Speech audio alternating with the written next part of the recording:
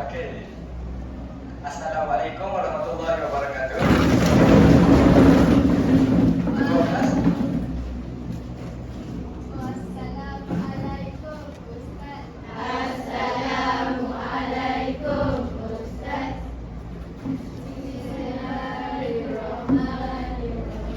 Allahumma ftah alaina ilmaka wanshur alaina min khazaini rahmatika ya arhamar rahimin. Rabbi shrah li sadri wa yassir li amri wahlul 'uqdatam min lisani yafqahu qawli. Rabbi zidna ilma warzuqna fahma. Amin ya rabbal alamin. Amin ya rabbal alamin.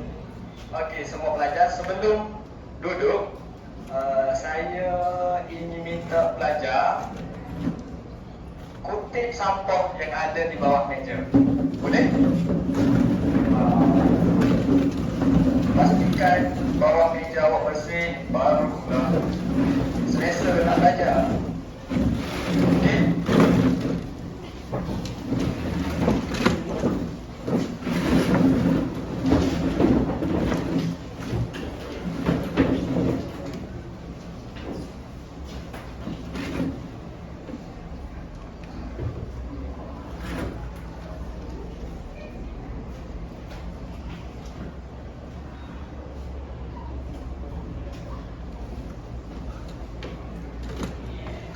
Okey, pelajar.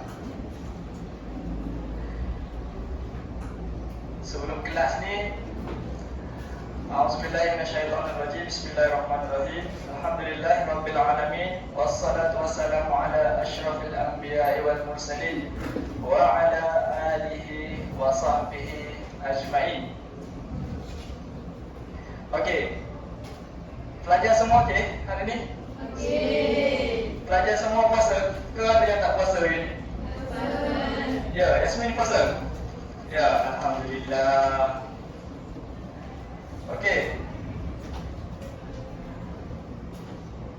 Biasalah waktu tengah hari ni ialah semua pelajar mestilah ada rasa penat, betul kan? Betul. Tapi tak apa, disebabkan kita nak ilmu tu, kita kena korbankanlah sedikit penat. Okey? Jadi, sebelum saya nak mulakan sesi pengajaran hari ini, saya ingin bertanyakan tentang pembelajaran lepas. Semua masih ingat lagi pembelajaran lepas? Ingat? Tajuk apa? Tajuk memuliakan ibu bapa. Okey, kalau semua kata ingat, saya nak tanya satu soalan lah. Boleh? Boleh. Okey, siapa sukarela untuk bagi tahu apa yang kita belajar tentang memuliakan ibu bapa? Ada yang sukarela? Nak bangun jawab? Okey, cepat. Ada? Ainul? Boleh? Okey, Ainul.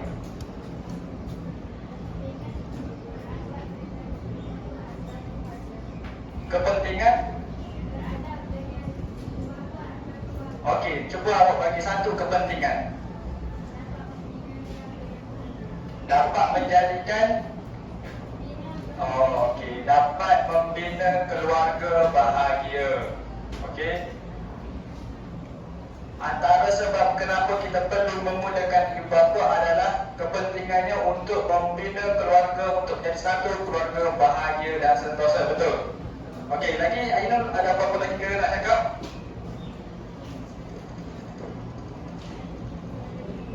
Okey, tentang punca penderhakaan. Okey, cuba bagi satu.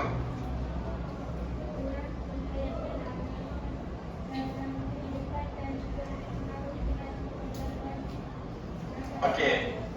Antara punca penderhakaan kepada ibu bapa adalah kurangnya penghayatan tentang ilmu agama, betul? Okey, terima kasih Ainul. Duduk. Okey, untuk tajuk pembelajaran hari ini, saya nak main teka-teki sikit. Okey.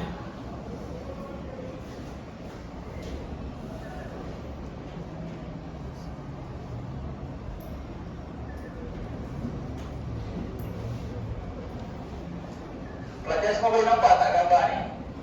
Boleh. Boleh?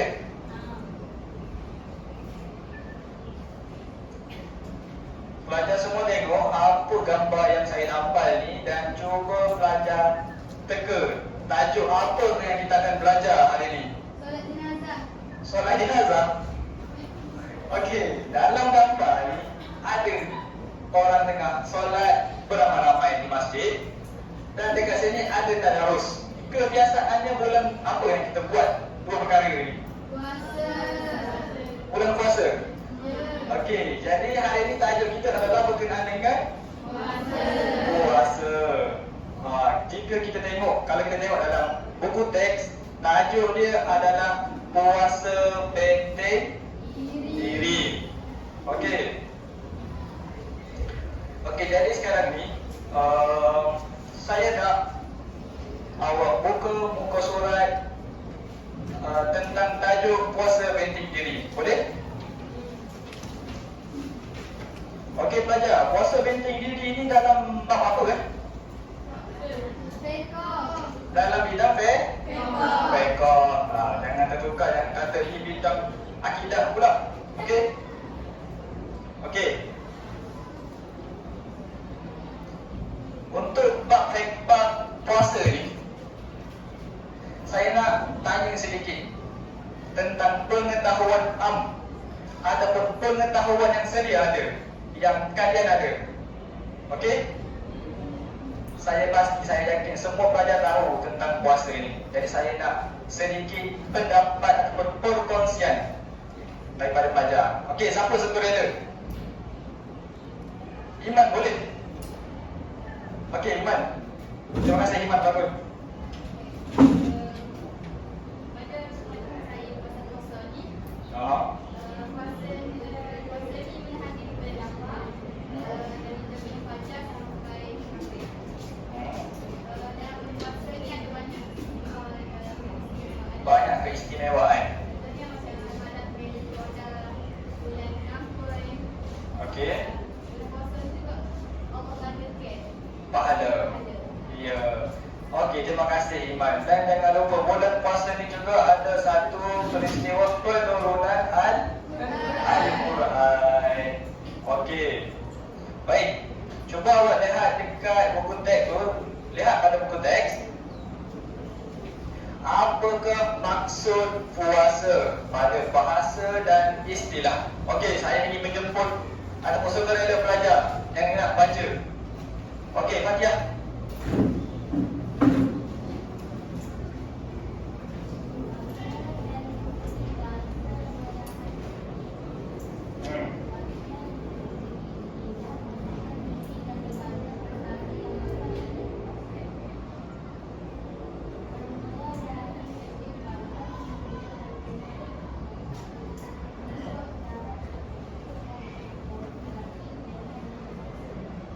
Okey, baik. Cuba awak baca satu ayat Al-Quran berkenaan dengan puasa, boleh?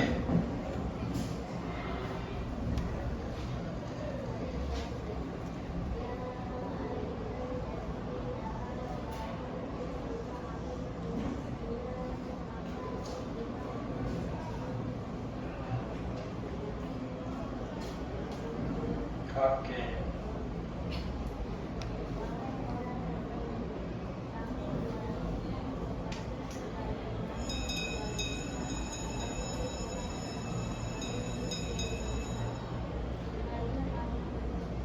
Okey, baik. Terima kasih Fatihah. Okey, semua faham apa maksud puasa? Faham. Okey, sebelum kita nak laksanakan ibadah puasa, hendaklah kita tahu tentang syarat wajib puasa dan juga rukun puasa. Setiap ibadah untuk kita tahu setiap ibadah mestilah mempunyai rukun dan syarat. Okey? Syarat wajib puasa adalah macam ni. Syarat wajib puasa kebiasaannya kita ukur pada diri sendiri, dan rukun puasa kita lihat pada ibadat puasa. Faham? Contohnya syarat wajib puasa yang pertama adalah Islam. Adakah kita tengok Islam tu pada puasa atau pada diri kita? Pada diri kita. Bermakna syarat-syarat ini, syarat wajib ini adalah terkena pada diri kita. Okey, yang pertama, cuba kita lihat. Syarat wajib puasa yang pertama adalah mesti kena Islam, bukan kafir. Okey. Orang Cina boleh berpuasa tak? Boleh. Kenapa? Cina Muslim. Okey. Awak kena bezakan antara kaum dengan agama. Okey? Okey, syarat wajib yang kedua adalah balik, ataupun dengan kata lain sampai umur. Okey. Syarat wajib yang ketiga adalah berakal. Berakal ni dengan kata lain tidak gila. Okey. Bagaimana kita nak ukur seseorang itu gila ataupun tidak? Kelakuan lagi. Hendaklah disahkan oleh hospital. Jika setakat kawan kita yang cakap, kamu ni gila, belum tentu lagi kita gila betul-betul. Sekiranya kawan cakap, biasalah pelajar mesti akan ada percakapan yang kurang senonoh, betul. Dia cakap, kamu ni gila. Jangan kamu anggap gila itu betul-betul gila yang menyebabkan kamu boleh berbuka puasa. Faham? Okey. Syarat wajib yang ketiga adalah tidak uzur syar'i. Faham tidak uzur syar'i? Apakah maksud uzur syar'i? Uzur syar'i ini adalah sesuatu perkara yang jika berlaku boleh menyebabkan kita terhalang berpuasa. Faham? Dengan kata lain, uzur syar'i ini bukan hanya khusus pada haid ataupun nifas sahaja. Faham? Okey, antara contoh uzur syar'i, yang pertama haid atau nifas. Yang kedua, gila walaupun sekejap. Faham tak? Jika berlaku gila walaupun sekejap, maka terhalang puasa, terbatal puasa. Betul? Yang ketiga, perkara uzur syar'i juga adalah pitam. Pitam sepanjang hari. Okey. Dan yang kelima, tidak uzur syar'i yang mengharuskan berbuka puasa. Perkara yang bukan uzur syar'i tetapi harus berbuka puasa. Contohnya adalah musafir. Kebiasaannya musafir ni kita pergi makan lagi, pergi outstation. Faham tak? Sekiranya kamu nak pergi rumah jiran tu bukan musafir. Okey? Jangan anggap kamu tu musafir, jangan pergi buka puasa. Faham? Musafir ni ada syarat dia. Antaranya adalah mesti perjalanan tu 2 marhalah, keluar daripada sempadan. Okey? Selain daripada musafir adalah sakit yang memudaratkan. Sakit yang memudaratkan maksudnya, sekiranya kamu sakit yang boleh menyebabkan kamu mati, maka kamu boleh berbuka puasa. Okey? Orang tua atau sakit yang tiada harapan sembuh. Faham? Okey, itu syarat wajib puasa. Kita lihat pada rukun puasa. Setiap ibadat mesti ada rukun. Sama juga seperti solat, ada rukun tersendiri. Okey, rukun puasa ada 2. Yang pertama, niat puasa. Yang kedua, tidak melakukan perkara yang membatalkan puasa. Okey, jelas? Okey, kita pergi kepada yang seterusnya, perkara yang membatalkan puasa pula. Antara perkara yang membatalkan puasa yang pertama, makan dan minum. Okey, baik, saya nak tanya satu soalan. Adakah batal puasa sekiranya kita makan ataupun minum tanpa sengaja? Tidak. Tidak. Setiap apa kelakuan yang dilakukan dengan tanpa sengaja, maka ia dimaafkan. Bagaimana pula contoh? Contoh, sekiranya awak makan nasi 60 besi tanpa sengaja, adakah batal puasa? Batal? Berapa orang cakap batal, angkat tangan.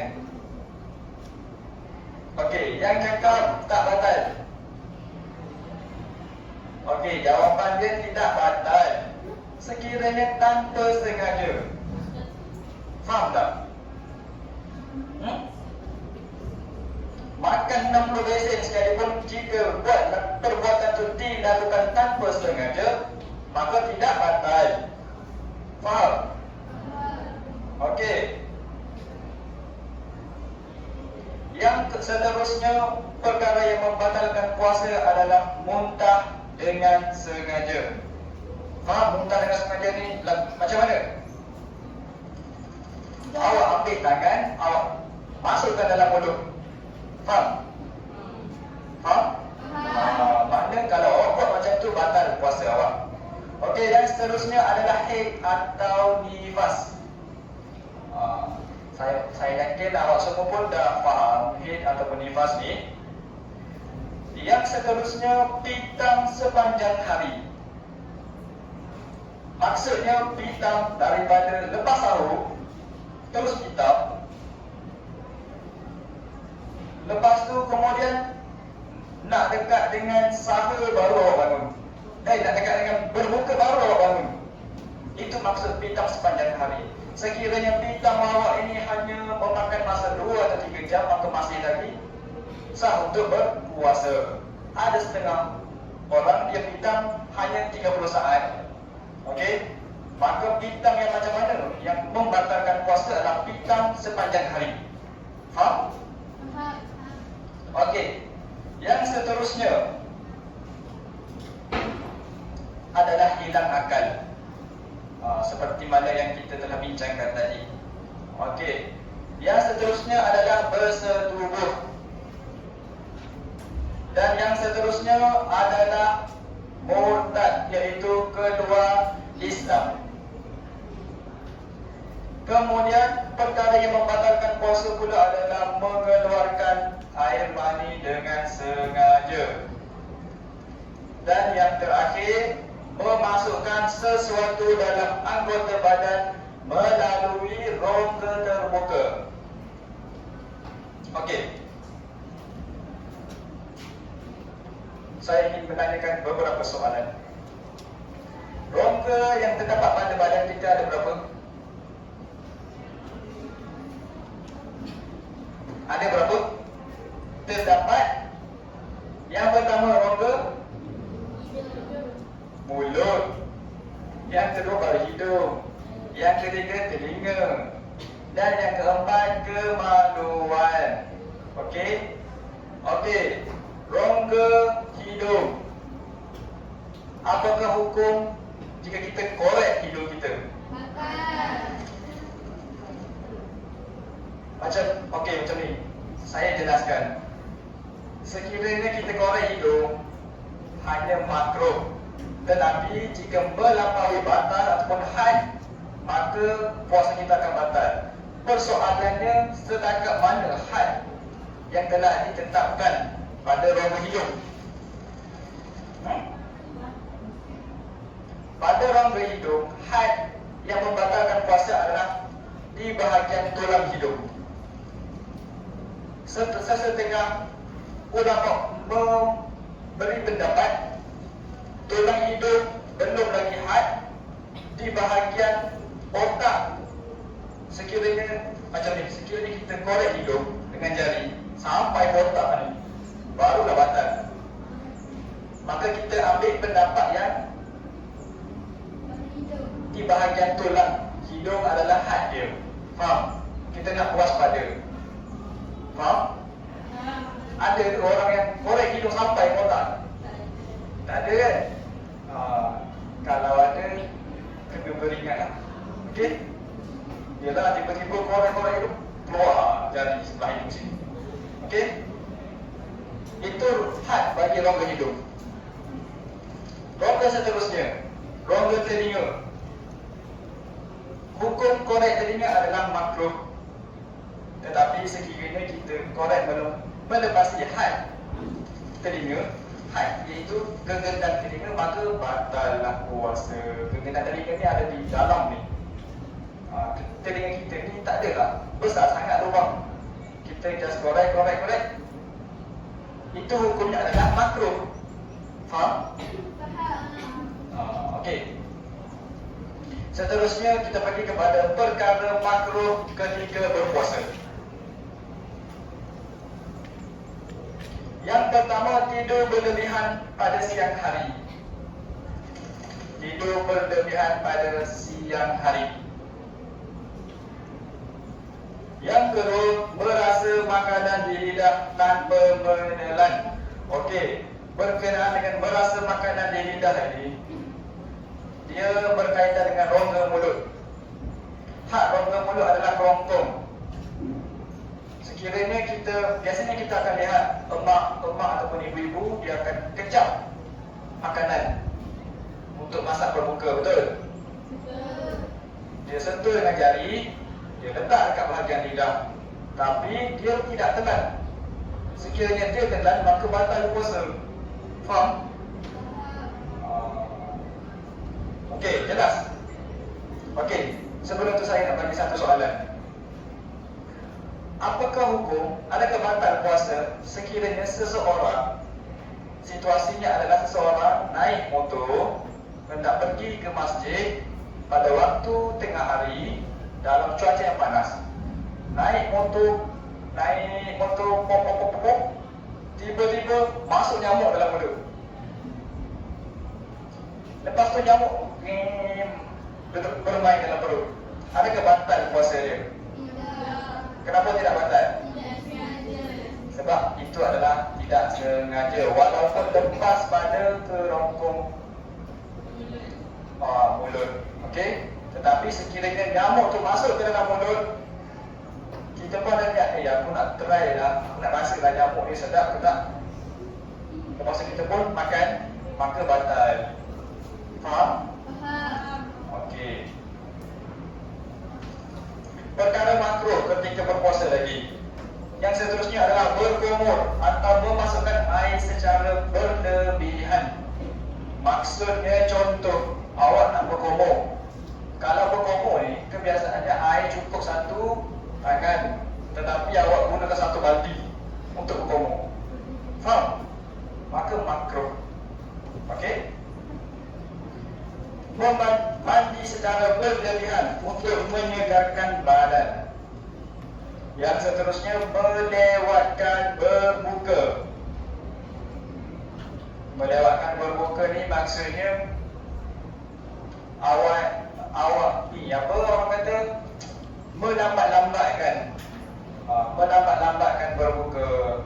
Andai kata awak ada keluar daripada rumah kan, berada di dalam kenderaan pada waktu puasa, sekiranya waktu berbuka puasa tu dah nak dekat, awak ikhtiarlah cari air ataupun roti untuk berbuka, untuk ambil, orang panggil, untuk elakkan daripada perkara makruh, iaitu melewatkan berbuka. Faham? Okey. Yang seterusnya adalah berbekam. Faham berbekam? Tak faham berbekam? Berbekam ni salah satu perubatan tradisional. Ya, serum darah. Faham? Okey, seterusnya Mandi wajib selepas fajar subuh. Dibolehkan mandi wajib selepas subuh, cuma perkara itu adalah makruh. Okey. Okey, yang seterusnya kita akan buat satu aktiviti yang dinamakan sebagai post-it note atau post-it note, bukan note. Okey. Okey. Saya akan bagi 3 kumpulan kelas awal ni untuk laksanakan permainan. Pelajar okey? Okey, alright. Jadi saya akan bagi helaian kertas ini dan awak boleh baca dahulu. Kemudian awak akan dengar arahan saya, okey?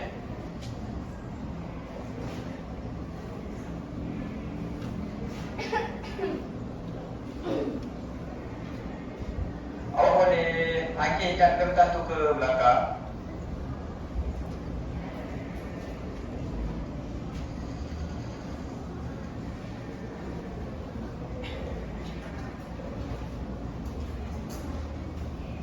Okey, pelajar. Cuba awak lihat di depan ya. Kertas yang awak dapat itu, awak perlu tampal di hadapan mengikut kategori. Okey?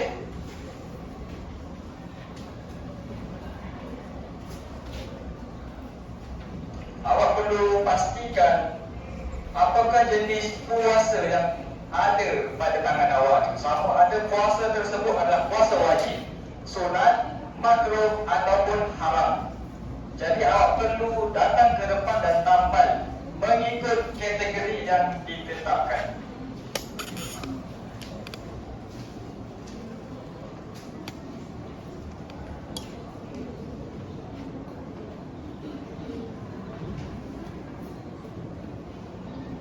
Pelajar boleh berbincang dahulu. Sementara saya tampal kertas ni. Okey?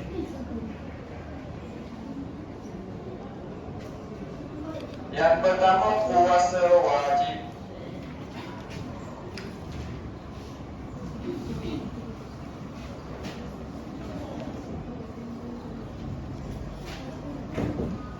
Yang kedua adalah puasa sunat.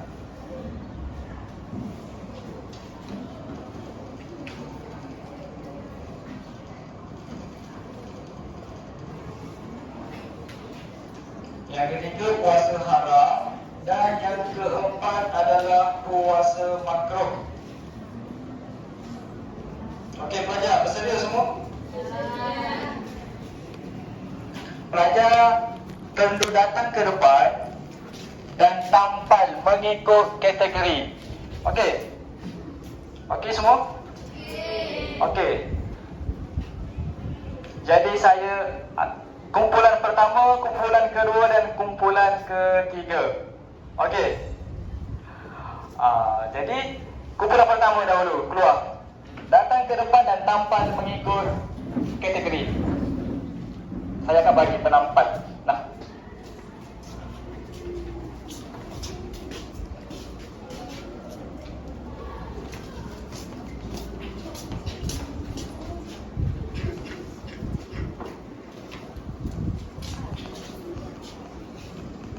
Okey, kumpulan kedua boleh bangun dan ke hadapan. Tampal mengikut kategori. Okey, Audi.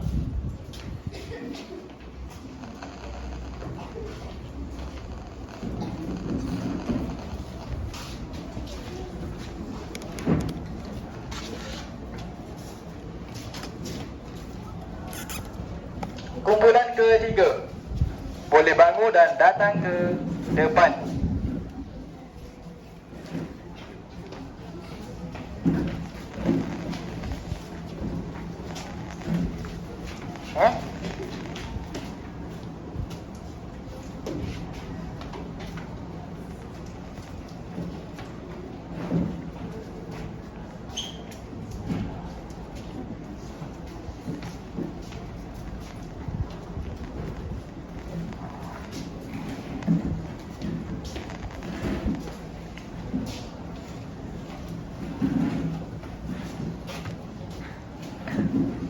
Okey, baik.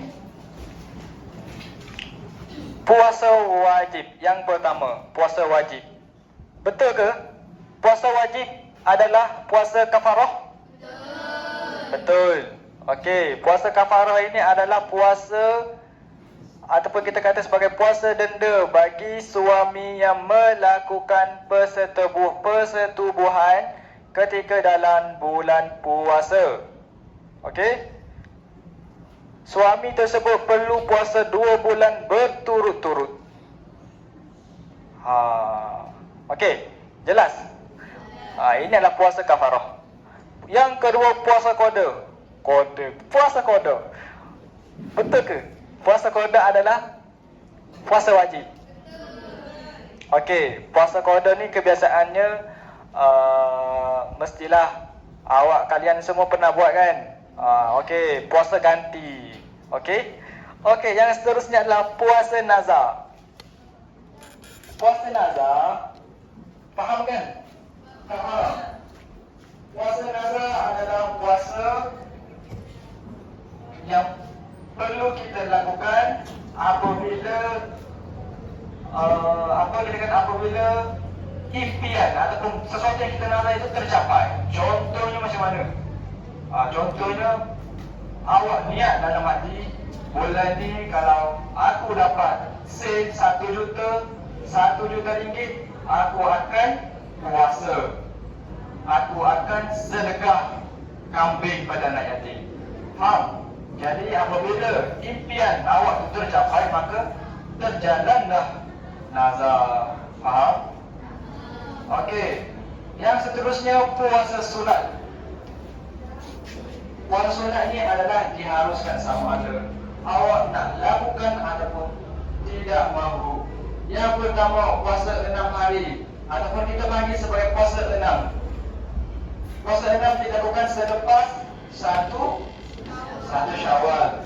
Okey, berapa orang yang pernah lakukan puasa 6? Okey, ramai. Tahun ni pastikan buatlah sekali lagi. Okey? Okey, yang seterusnya puasa selang sehari ataupun kita namakan sebagai puasa Nabi Daud. Itu juga adalah puasa sunat. Yang seterusnya puasa pada hari Isnin dan Khamis. Siapa pernah lakukan? Wah, ramai ni. Bagus lah ni. Okey, yang seterusnya puasa 6. Okey, yang ini sudah. Yang seterusnya puasa pada hari Arafah 9 Zulhijjah. Dan yang seterusnya puasa pada hari putih, iaitu 13, 14 dan 15 setiap bulan. Kita namakan ataupun kita panggilnya sebagai puasa putih, puasa hari putih. Okey. Yang seterusnya adalah puasa haram. Puasa haram bermakna puasa yang kita tidak boleh lakukan. Maksudnya kita tidak boleh berpuasa pada hari itu. Yang pertama, puasa pada hari Syak, iaitu 30 Syakban. Faham? 30 Syakban. Yang kedua, puasa pada hari Tasyrik, iaitu 11, 12 dan 13. Faham? Okey. Yang seterusnya, puasa makruh. Puasa makruh adalah puasa pada hari Jumaat sahaja. Yang seterusnya puasa pada hari Sabtu sahaja. Dan seterusnya puasa pada hari Ahad sahaja dan juga puasa pada sepanjang tahun. Itu dikira sebagai puasa makruh. Faham? Faham? Sekiranya kalian nak juga lakukan puasa pada hari Sabtu, mestilah hendak juga puasa pada hari Ahad. Tidak boleh satu hari sahaja puasa. Faham? Okey, jelas semua ni? Jelas? Ada yang tak faham? Tak ada? Okey, semua Ingin bertanyakan soalan? Ada yang kurang faham ataupun tidak jelas, awak boleh bangun, awak boleh tanyakan soalan. Ada? Baca? Tak ada? Semua faham? Faham. Jelas? Jelas. Okey. Okey, saya akan panggil satu nama random secara rawat untuk memberitahu satu kepentingan puasa. Okey? Satu kepentingan puasa. Boleh? Boleh.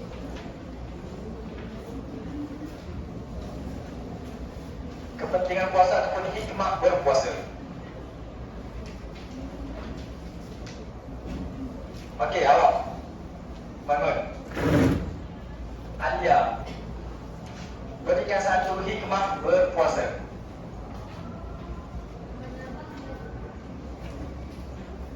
Menambah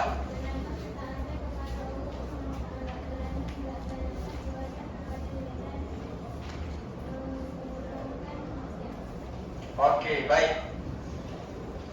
Yang seterusnya, hikmah berpuasa adalah juga untuk memelihara kesihatan badan kerana merehatkan sistem pencernaan. Okey? Dan juga hikmah berpuasa juga ataupun kepentingan berpuasa juga dapat mengelakkan diri daripada melakukan perbuatan zina. Betul tak? Pada bulan puasa ni, perbuatan kita, kelakuan kita adalah agak terbatas, betul tak? Betul. Kadang-kadang kita nak buat sesuatu perkara ataupun nak buat sesuatu kelakuan, kita akan datang terfikir, ni bulan puasa ni. Contohnya, kita nak marahkan seseorang. Faham? Apabila kita terasa nak marah kepada kawan kita ke, maka akan datang dalam hati kita, dalam fikiran kita, ni bulan puasa aku tak boleh marah. Betul tak? Dan juga bulan puasa ini juga dapat mendisiplinkan diri kita. Betul? Betul. Dapat mengawal kemarahan, menahan godaan. Bahkan juga puasa juga dapat mengeratkan hubungan silaturahim antara kawan. Perempuan. Iyalah, perempuan lah. Okey, faham? Jelas semua? Jelas. Okey, kita sudah sampai ke pengakhiran. Okey, sebelum saya bagi kerja sekolah atau kerja rumah, saya nak minta wakil untuk memberikan kesimpulan pada pembelajaran hari ini. Okey? Okey, siapa sukarela untuk bangun bagi satu kesimpulan? Okey, Jasmine. Okey, kesimpulan. Daripada apa yang terdapat hari ini, Ya. saya tahu berapa puasa wajib, puasa sunat, haram, makruh. Okey. Itu saya dapat belajar berapa hikmah puasa. Okey. Okey, terima kasih Jasmine. Duduk. Okey.